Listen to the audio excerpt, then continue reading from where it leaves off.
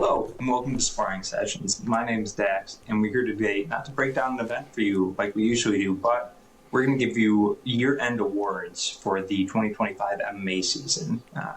UFC, maybe a bit of PFL in there. I don't think anybody's got Octagon or KSW, but I could be wrong. First, though, I got to bring in the panel. I don't do this alone. First up, we got my co-host. Well, one of my co-hosts, as always, Big Will. How you doing, Will? Doing all right, man. I'm excited to talk about the year and looking forward to next year. So, Oh yeah, what a year was, and the man who had more victories than both Will and I combined, Jeannie. How you doing, Jeannie? I'm pretty good. I've been enjoying the holidays. How- Eating way too much, and really enjoying the couch. But Yeah. we're Well, here. We're ready to give you the best of the year. there you go. 2026 will be the year you want some takedown defense. How about that? Oh yeah, maybe one day. All right. So how it's going to work? We have 5 categories of the year: knockout of the year, submission of the year, fight of the year, moment of the year, and we're going to have a fighter of the year.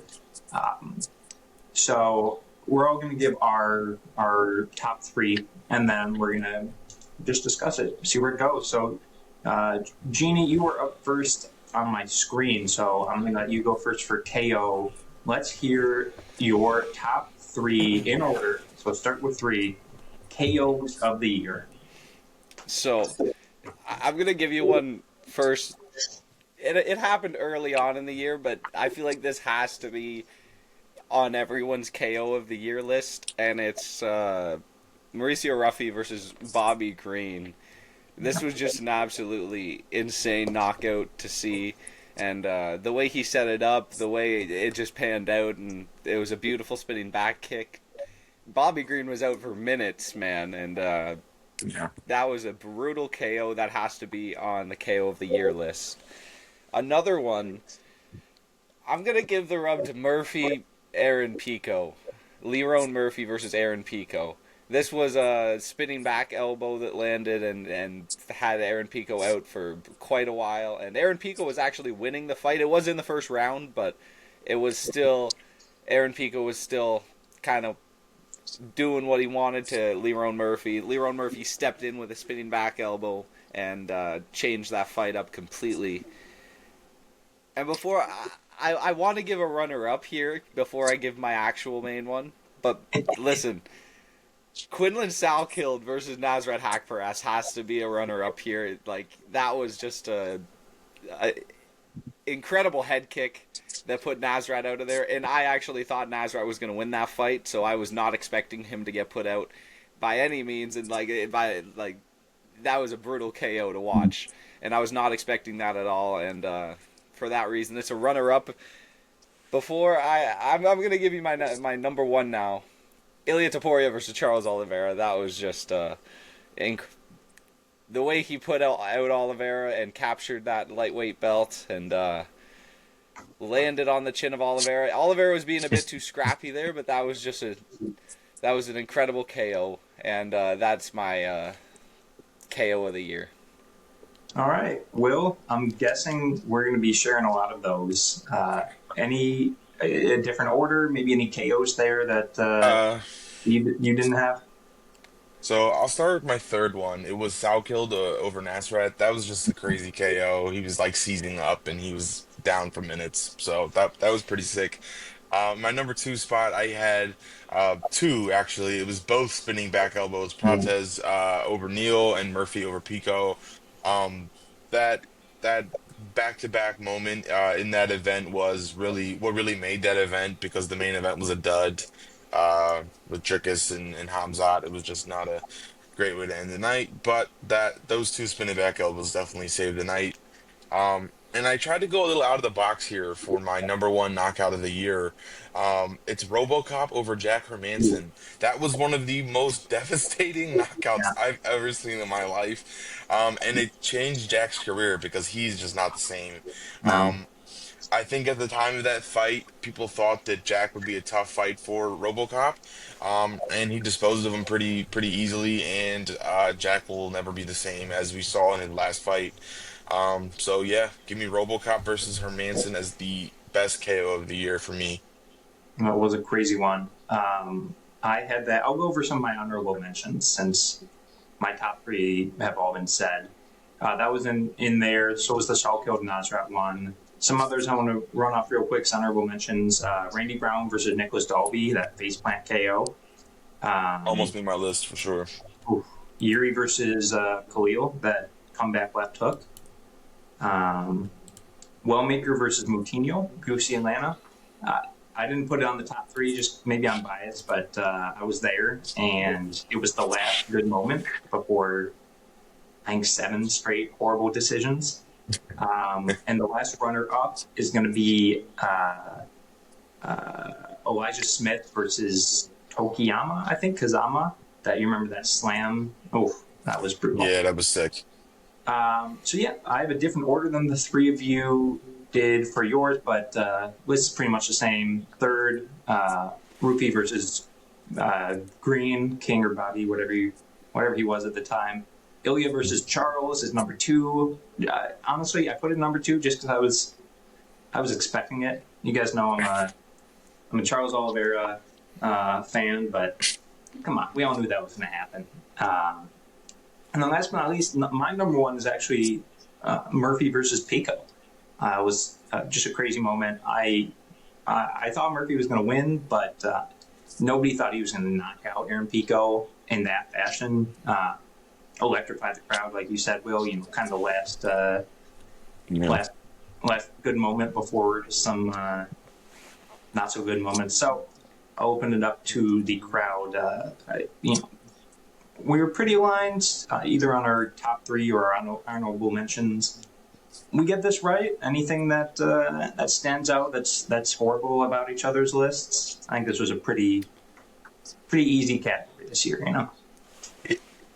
I think it was pretty easy. I think we could have all just said, "Oh, Bobby Green, Mauricio Huffy, number one, yada yada." But I tried to think of it a little bit differently. Yeah, the back elbows, I think, definitely takes over everybody's mind when you speak about KO of the year, especially for Murphy because he was like a plus 170 underdog in that fight, and he came through and bit Vegas in the ass. So that's always cool to see. Yeah. I think there might be some stuff we're forgetting on like Dana White Contender Series. That's the only thing. Maybe there were some fights on there that had some crazy finishes, but I Yeah, yeah. I I'm think there was definitely there was forgetting some on two there. there were two that I forgot. There was a spinning back elbow, Joey something, or maybe something Diaz. I don't know. There was a crazy knockout there. There was the Larian Douglas knockout of Cam Teague. You guys remember that? Put him out cold. Yeah, that was pretty Um, brutal. a few others. I tried not to go contender series here, just because there were a few other categories that I could have, but um, yeah, I don't know. It feels like Some of the ones on Contender Series are kind of set up for one yeah, guy to win. yeah. It's like picking someone from LFA for the KO. It's like sure, it happens, but Yeah. are we counting some of these minor leagues? So, not that you guys couldn't, but that's just how I personally did it. Um, and then there's always the regional KSW, the Octagon crazy slams. There was a KO from bottom full mount this year again. There was another one this year I saw, but yeah, KO of the year. I think that's it. Pretty easy, unless you gentlemen have anything else to say. Yeah. No. Yeah. All right, we'll move on to sub this time. Will, you're going to be up first. You know how it goes. The mission of the year. They have to actually, tap out or be put to sleep. This one's going to be interesting. This one, I think, is. I don't know if we're going to agree on. I think we'll all have one, but I don't know about the others in the top three. So, Will, let's hear your list. All right. Submission of the year. This one that is actually the first one that came to mind when I thought about this, but it's still taking third place for me. It's Fluffy with the dragging rear naked choke over Roman Dolidze. I think that whole moment was pretty sick off the cage, just coming up and just saying "Get over here," and just got like, and he just like drug him away from the cage. I think that was just a big moment for Fluffy's career. Um, I don't know. I don't know how successful he'll be able to do that to other people, maybe in the top five, but that was a pretty big moment for someone in Delege that doesn't get finished and is pretty tough in his career. Um, but after that, this was a pretty violent submission. Bonfim over Chaos Williams with a Darce choke, and he was just left unconscious. His eyes rolled up in the back of his head, and it looked pretty horrific. Watching it, so like if you had like casual watching and they looked at him, they'd be like, "What the fuck is happening to him?" You know what I mean? So I thought that was a pretty violent moment. But number one. Sean Brady's guillotine over Leon Edwards in England in his hometown. I think the stakes, I think everything that that fight stood for. No one's ever done that to Leon. At the time, just completely dominated him and shut him out and submitted him in at home. And he should have got a title match after that, but you know that's neither here nor there. But yeah, Sean Brady takes my number one spot for best sub of the year. Wow. This is gonna be interesting. I have none of those three in my top three. That's good. That's a good problem to have. Ah, okay. So number three, I'm gonna go for me. Um, John Silva over Bryce Mitchell. That ninja choke, I think it was. Yeah, UFC yeah. 314.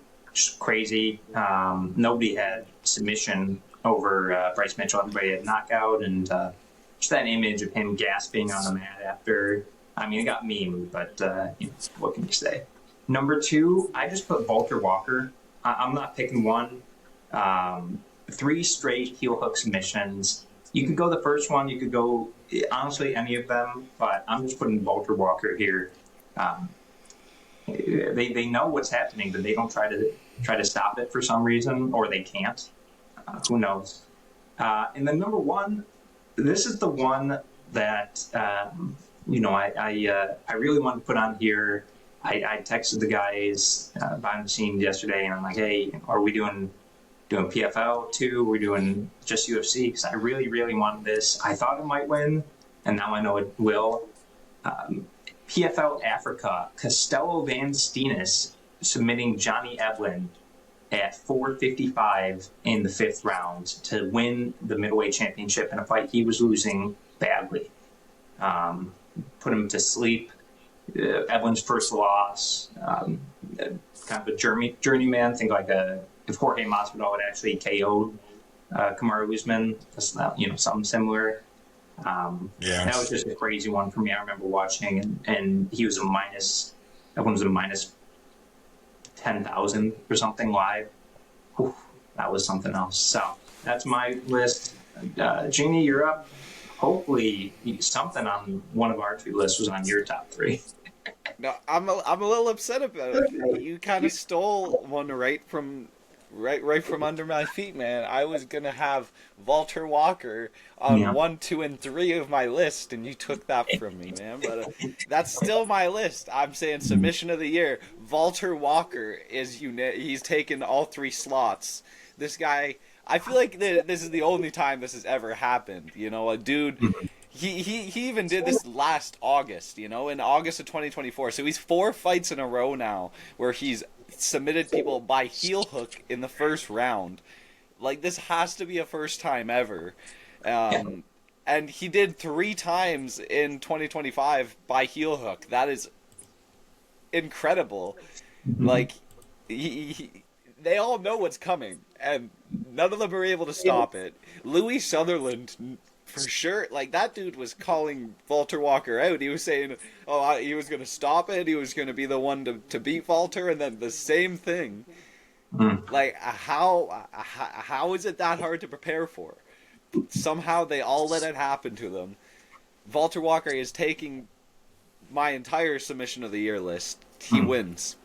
He wins for sure. There's nobody that makes me feel like when I see a submission in the UFC, there's nobody other than Walter Walker that makes me feel like that incredible. When I see a first round submission, that's what I'm looking for, man. Walter Walker doing the same exact thing every single time. He wins. Well, you're more bold than I was. So some honorable mentions. I had the Bonfim versus Chaos. I had the Sean Brady over Leon Edwards too. And then two, it's just so rare that we see a submission in a title fight, and they were both kind of notable this year. So I'm going honorable mentions, of course. Islam over Moni Moitano, and then Marab submitting Sean O'Malley. Just also because nobody expected Marab to get a finish in that one. Any honorable mentions or issues with each other's list on here, gentlemen? No. There's one submission I thought was pretty. I think it was Dern over Hebas, the armbar. I thought that was pretty cool. Was that the first card of the year, I think? That was. Yeah, I thought that was a pretty cool submission. The way she set it up, that was pretty clean. So that's the first one that comes to my mind for honorable mentions that we haven't said already. Nice. All right. Well, not too much controversy. I think everybody's list was pretty reasonable there. Now this one, okay, fight of the year. I think we're gonna have some arguments here. Okay, I'm gonna go first. I only have four, so I have three and one runner up. Or sorry, two runners up. Excuse me. So my number three, UFC 323, Ibo Aslan versus Iwo Barnowski. I think that's what I'm gonna go with. The craziest 90 seconds of fighting I've seen since Chet Congo and Pat Barry. Is that 15 years ago at this point? No, it can't have been 12 years ago, something like that. I think there were 7 knockdowns combined in that span. I had Ewo round 1 knockout, and I was sweating my ass off. Let me tell you, I had no idea what was going to happen. Number 2, I'm going to go Merab Dvalishvili versus Peter Yan, UFC 323. I was debating putting the Umar fight here, but I went back and rewatched it, and the Peter Yan fight's just a little bit better, in my opinion. And then number 1, UFC Qatar, UFC Doha, whatever you want to... No, wait, UFC, that was Azerbaijan, excuse me. Nazim Sadikov versus Nicholas Moda. Number 1 fight of the year. Round 2 knockout for Sadikov, but there was I think it was 40 punch barrage in the first round. Looked like Sadikov was out 5 times, and then he comes back in his hometown with a crowd on his favor. Stormed back, almost gets knocked out again in the second round. I had forgotten about that one, and then brutally knocks out Nicholas Moda, round 2. That is my fight of the year 2025. Jeannie, you're up next. Let's hear it. So I also have that Ivo Aslan versus Iwo Baranowski fight. That was just an insane 90 seconds, as you said. And I also had round 1 knockout for Baranowski, so I was sweating that one too. He got knocked down first, and he ended up, it was like a comeback for him a bit. That was an insane one. The next one down the list, I'm going back to UFC 314. Diego Lopez versus Volkanovski, man. Just in time for the rematch. This is one of my fights of the year, though. This was back and forth. It was kind of more one-sided to Volk, but Diego Lopez nearly had him out of there. At the end of the second round, knocked him down bad. This was a close fight, no matter how you slice it, and I think I'm giving this fight the rub just because we got the pay-per-view coming up in start of February there for the rematch, and I think that fight's going to be an incredible one too. So I'm excited for the rematch, and the first fight was a fight of the year as well. And my actual fight of the year though, Yuri Prohaska versus Khalil Roundtree. This fight was back and forth, and Khalil just kind of gassed out in the end, getting put out in the third round there. Yuri does exactly what Yuri does best. He just absorbs damage and just puts it back out there. And a spinning back elbow was there in the finishing moment as well, and then he landed a left hook and put Khalil down for good. The emotions I felt in this fight alone have it as fight of the year. So, Khalil Roundtree versus Yuri Prochazka is my fight of the year. Interesting. Yuri versus Khalil over Yuri versus Jamal at UFC 311. It's an interesting one. Interesting choice there. Okay. Maybe we'll talk about that in a sec. Will, let's hear it. Fight of the year. My number 3 is Chris Duncan versus Mateusz Rebecki. That was a fire fight. Both guys looked like they had been stabbed in the face with multiple apparatuses. It was a funky fight, man. They were just going at each other. I couldn't imagine having that fight not to go the distance, you know what I mean? And then just going the distance. I couldn't imagine doing that, you know what I mean? One of those fights. But it was a crazy fight. I don't know how those guys survived. And they were teammates that like slept next to each other. It's a lot of weirdness in that fight, but they let it go. Number 2 for me is we all agree with this one, Ivo Aslan versus Ivo Baranushki. That was the craziest 2 minutes I've seen in a long, long time. They were just spamming hooks at each other, and it was fucking sick to watch. So, the best fight of the year for me, though, little bit. I tried to go out of the box, but this one was just so far ahead for me. So I'm gonna go with Brandon Royval versus Joshua Van. Wow. Dude, the strikes that they threw, the volume that they threw was mind bending. So yeah, man, that fight was great for me. Interesting. Okay. So number 1 for all of us is a 3-round fight. Wow, scheduled for 3 rounds. I'll say that. Mine didn't go. Mine didn't go all 3. Some interesting choices in there. First, though, Jeannie, I gotta say, I went back and rewatched that Volk Lopez fight. That was one of the ones I missed. I was half watching it just because of that time zone. That wasn't something I'd call top 3, maybe even top 10 fights of the year. I know he got that knocked down in the second, but just kind of felt like a classic Volk fight. Please show your work. I like, man. Carry the I one. like Eddie Carry the one. All right. I like Eddie Diego fight, and I mean, it wasn't like Volk. It was still a good fight despite Volk winning. Like, Volk was still piecing up Diego. Diego was eating some fucking massive shots from Volk. Like, it was a good showing on both ends. I don't think it was just like I don't think it was boring by any means. It was still an action-packed 5 rounds of fighting. You know, like I don't know. I don't know where this is coming from, man. It was a good fight. I don't know. Almost fell asleep during that 5th round. Volk running around the cage. Lopez not able to catch him, but I digress. And Evo versus Evo, the only one on all of our lists, even despite being 90 seconds. That's kind of crazy, but I mean, that goes to show how great that fight was. Will, right? Yeah, it was pretty remarkable to watch. I'm also gonna throw a bone in one of Genie's picks, man. Jamal or Roundtree and Jiri. I thought it was kind of boring the first 2 rounds. It was just kind of. I just thought it was just Khalil piecing them up the first 2 rounds, and it was a bit deflating. And then I think it was a better moment that Jiri came back in the third. The third round was sick, but I think the fight as a whole, it stayed off my list for best fight. Wow. Look at that. I think the fact it was a comeback, like, it kind of no makes doubt. it, you know, because like Khalil was, I'd almost say dominating. You know, he won the He first was and minus the second like 800, clearly. minus 900 going into the third round. Yeah. So I'd say the fact that Yuri's able to fight back in, that kind of speaks to how good that fight was, in my opinion.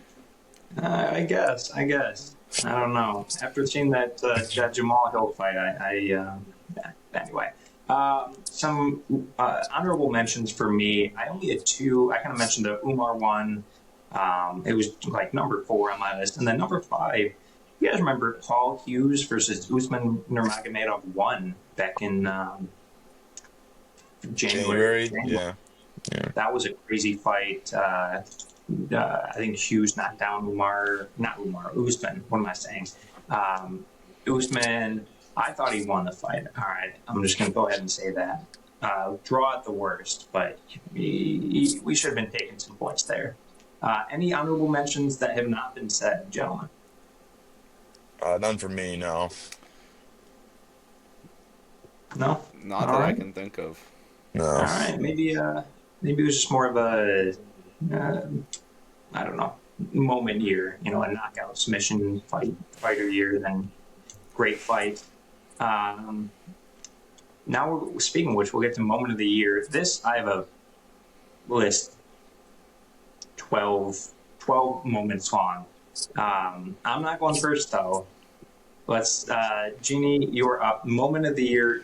We didn't say anything about this. There's no definition on what this is supposed to mean. What does a moment mean? UFC, PFL could be anything. So I would be shocked if we had any sort of clarity on the top three among the three of us, but I guess we'll have to see. Let's hear it. So, my third best moment of the year. I'm going Waldo Cortez Acosta against Auntie Dalia. He got eye poked in the fight. Oh man. Decided to continue, and then put Dalia down by a knockout in the first round. This was an insane moment to watch, and I feel like it was almost exemplified because a week or two prior, Aspinall couldn't continue after getting eye poked, and he trains with Auntie Dalia. There was kind of like that was the narrative coming into the fight, and then Waldo gets eye poked, continues, and wins by knockout. Like it kind of made the moment a bit better. That's my third best moment of the year. Robbed. My number two. I'm going Alex Pereira winning the belt back from Magomed Ankalaev in the first round by knockout. Who? I've tried this. I've tried this. It's not worth it. That is my number two moment of the year, just because of the.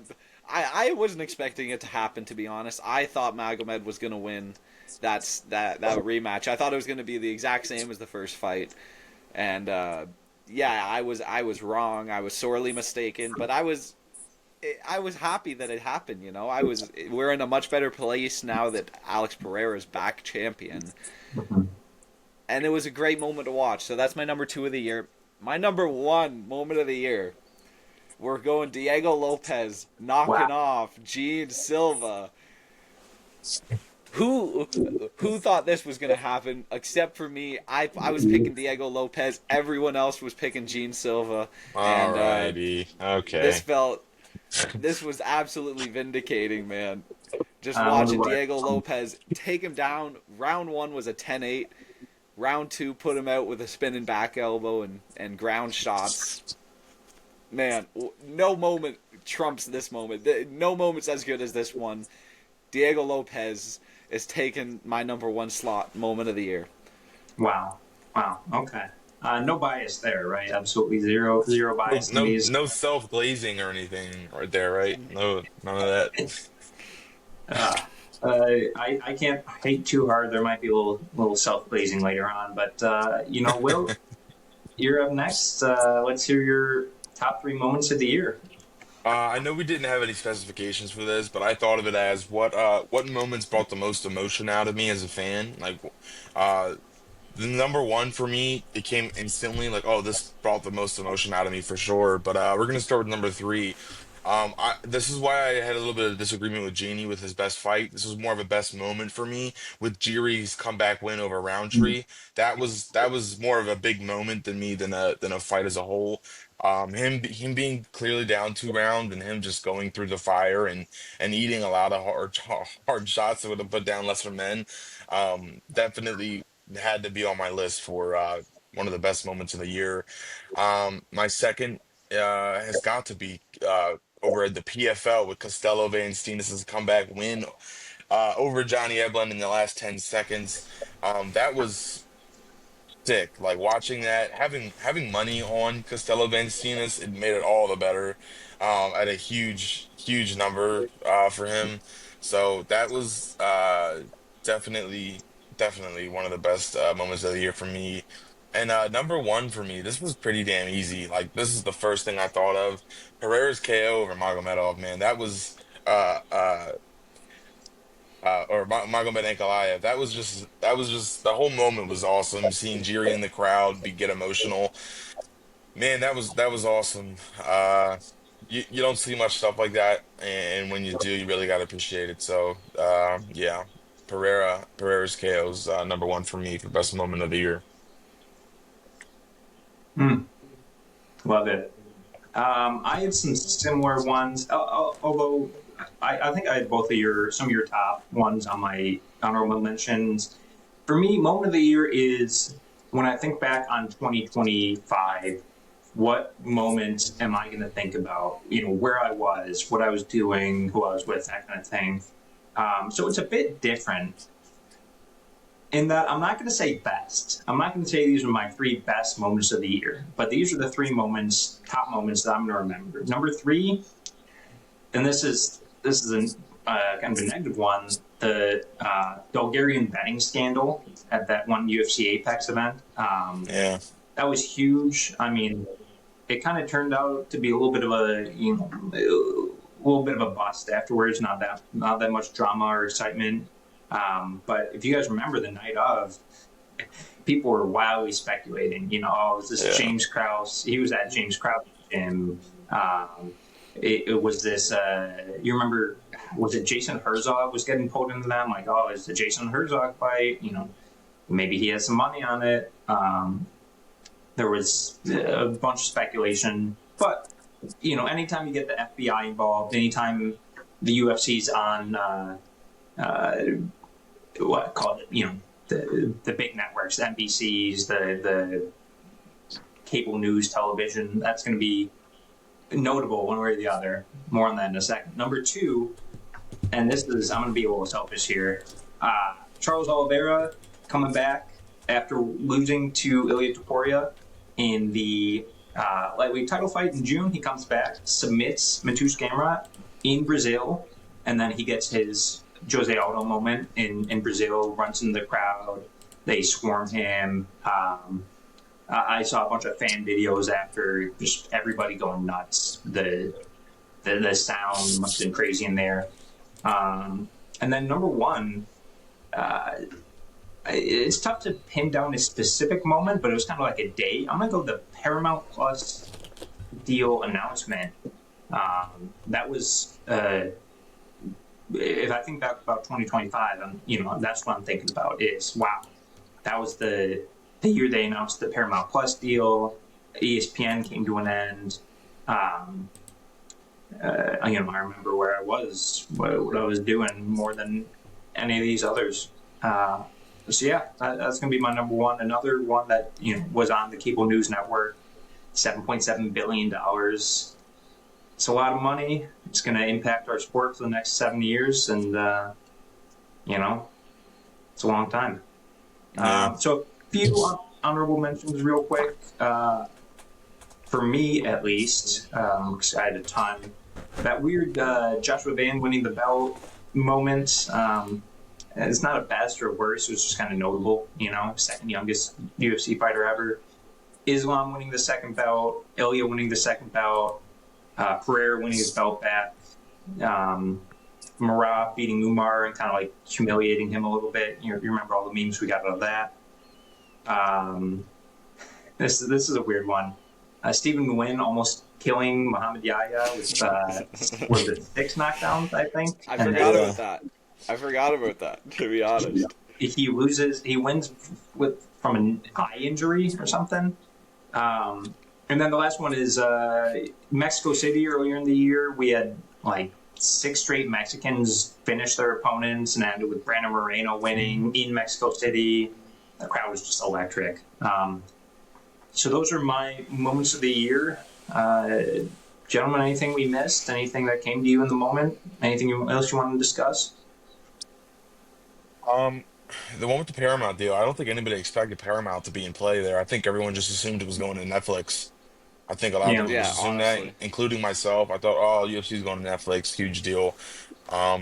but Paramount's been aggressive in that market, so that's pretty cool. I'm excited to see how production changes, what we see, because we definitely can look at any given fight and be like, oh, that fight's an ESPN fight. If you go to Yeah. 2018, 27, you can tell that they put their coat of paint on the product. So I'm excited to see what Paramount does. I'm excited to see how Paramount um, covers the sport on social media, like how ESPN did pretty heavily. I'm excited to see where it goes all around. Um, so yeah. Should be an interesting one, and maybe we'll have a video coming out soon talking about those kinds of things.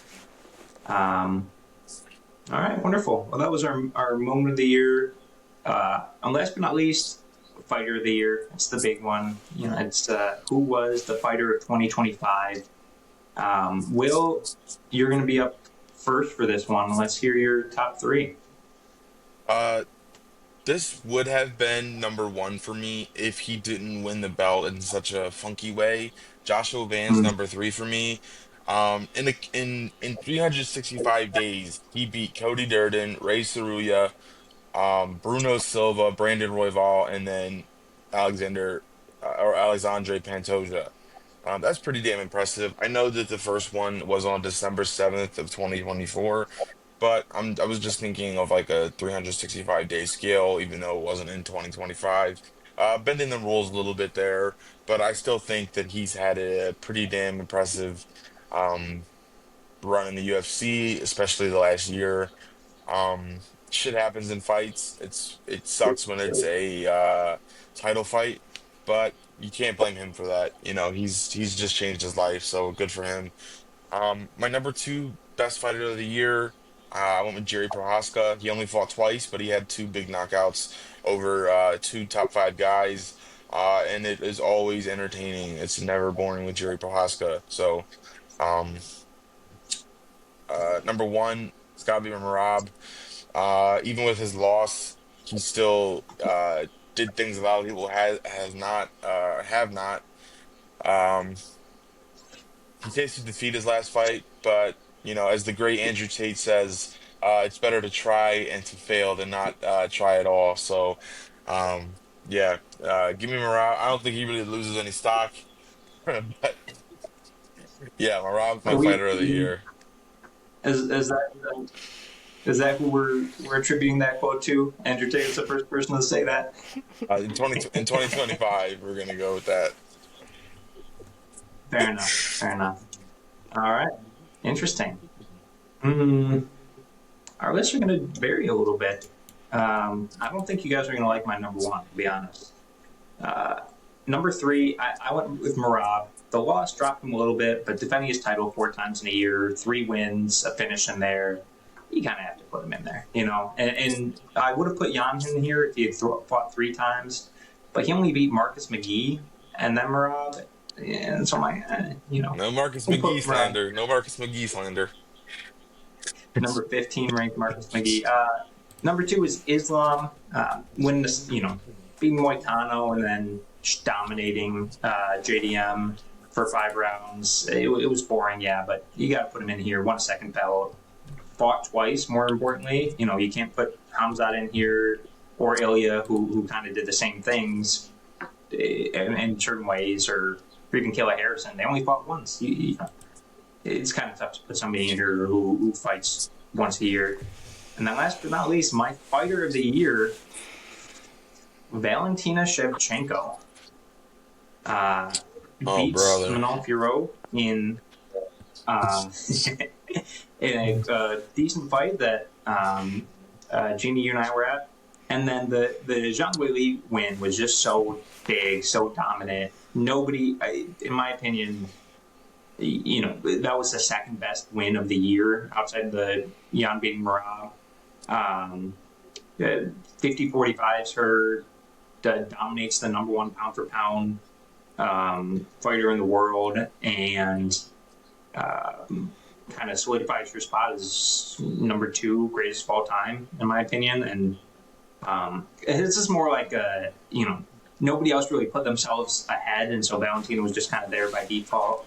Like, I wanted to put Islam up there, but beating Moicano on 2 days' notice, I don't know if that's something you can do. And then his second bout's impressive, but, Zhang Weili win is more impressive to me than a JDM win in 2025, at least. So, a little bit, this isn't going on any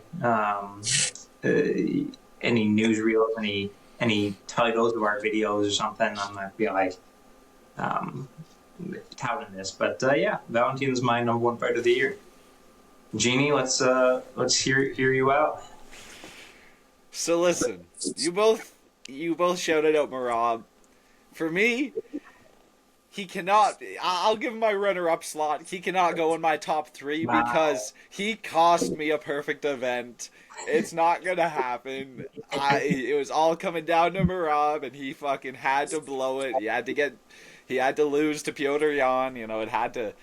It was a brutal way to ruin a perfect event, man. To be honest with you, I was not expecting it to be Merab, but he'll get my runner-up slot. He's not going in my top 3. My third best fighter of the year, we're gonna go with Michael Morales. This guy finished Gilbert Burns early on in the first round of that fight. It was a one-sided beatdown. He gets matched up with Sean Brady. Everyone's picking Sean Brady. You're getting good odds on Michael Morales, despite him being a whole foot taller and a foot longer than him with the reach. 90% takedown defense. Come on, it was a. What's up? You said he's a foot longer, and I said, "Whoa, pause." Oh, yeah. Sorry. Anti-comedy here, folks. Anti-comedy. Right. But he beat down Sean Brady. He beat down Gilbert Burns. 2 great wins in 2025, and he solidified himself as a title challenger, I think, in the future. His next matchup, it has to be a title shot, I think. Potentially, I mean, it's a pretty backlogged division right now. Yeah. But, who knows, man?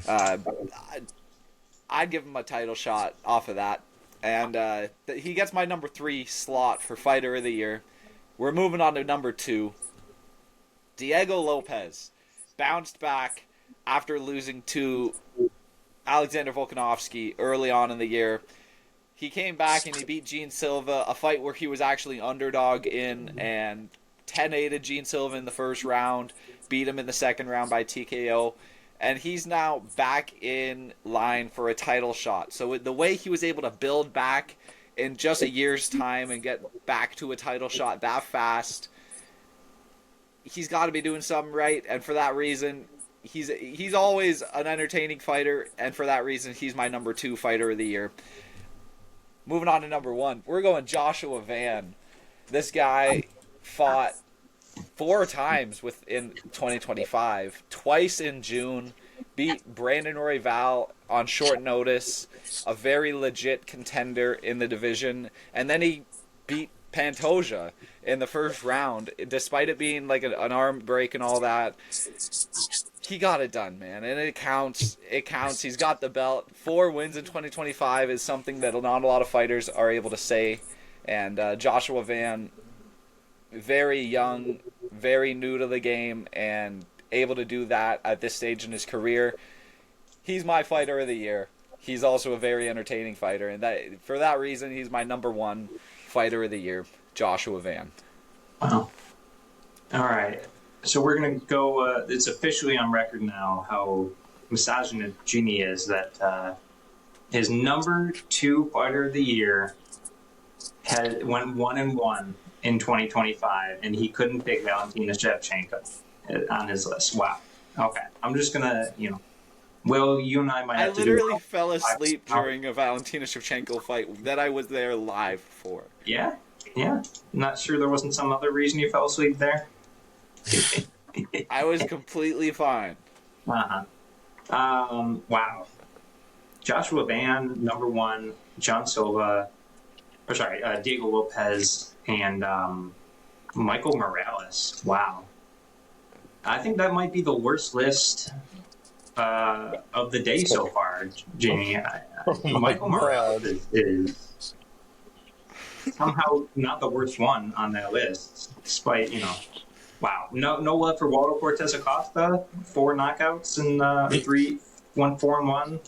he might as well have picked Kamaru Usman. Kamaru Come Usman, on. there you go. Goat, apparently, S. Henry Sudo, he's the goat. Oh Wow. man. Okay. Sorry, I'm just feeling from that. That was a lot.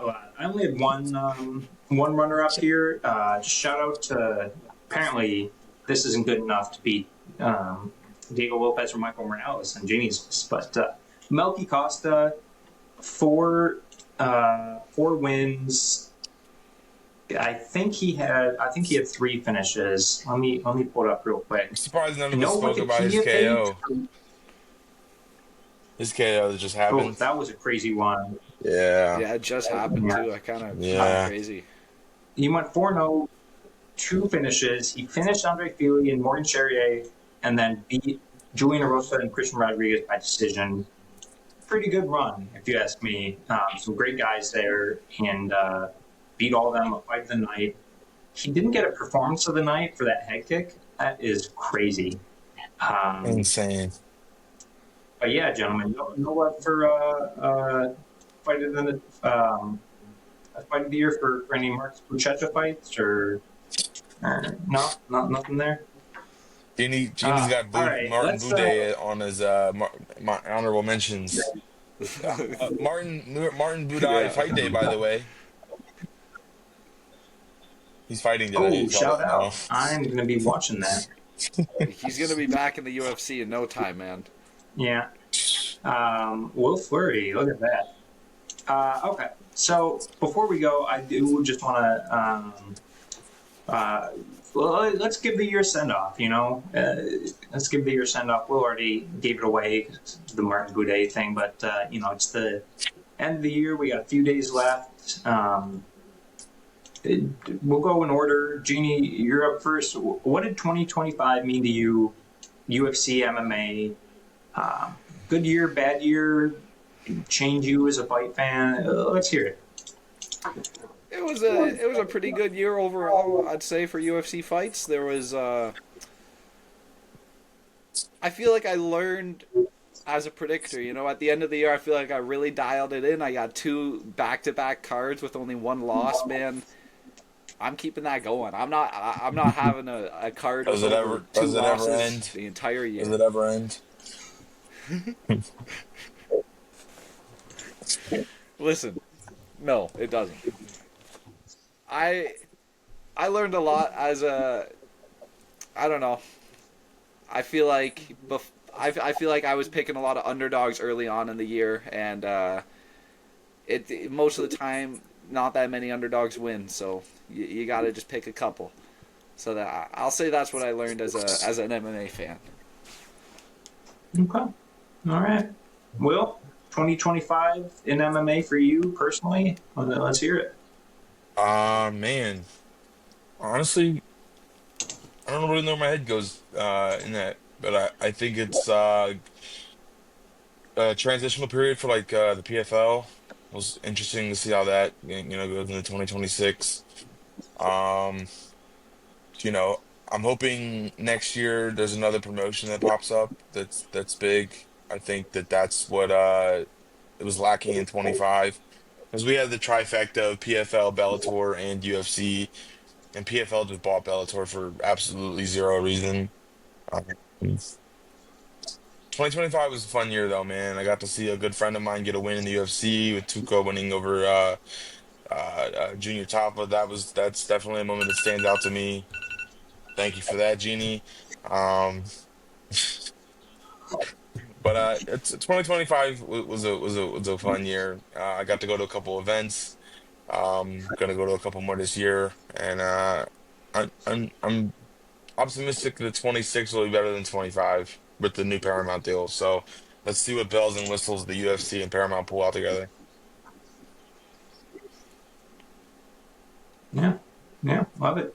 2025 for me, it was kind of a weird year, up and down, I'll say. We had that long stretch of pretty shitty cards. I think we had 4 Apex cards back to back, and April, I want to say, maybe March. And I got a bit down as a fan there for a while, especially PFL wasn't doing anything. But the UFC end of the year strong. Paramount deal is going to be interesting. No pay-per-views is huge. Let's see if that's a good or a bad thing. And really, my perspective on the sport changed a lot. We started doing this podcast, 102 episodes now, I want to say, of covering the sport. And yeah, it's been a crazy year. A lot of moments that we talked about, and I think that both for ESPN and for a variety of reasons, I think this is going to be the end of an era and the beginning of a new era starting in January for all of us as MMA fans. So Shout out New Era. shout out new era. So yeah, that's going to be our show. Thanks for tuning in. Hope you enjoyed 2025 as well. Hope you didn't hate on Genie. Don't give Genie too much hate for his awful takes. I have the best list of the year and the best picks. Sending hate from Sure. Pennsylvania. Okay. Is this a Make-A-Wish thing? Oh man. And yeah, we'll see you guys in 2026. We'll have a show coming out at some point, kind of previewing the upcoming cards, upcoming Paramount deal, whatever it is. We haven't decided yet, but we'll see you in 2026. Jeannie, Will, thank you guys, and thank you for watching. Peace. Adios.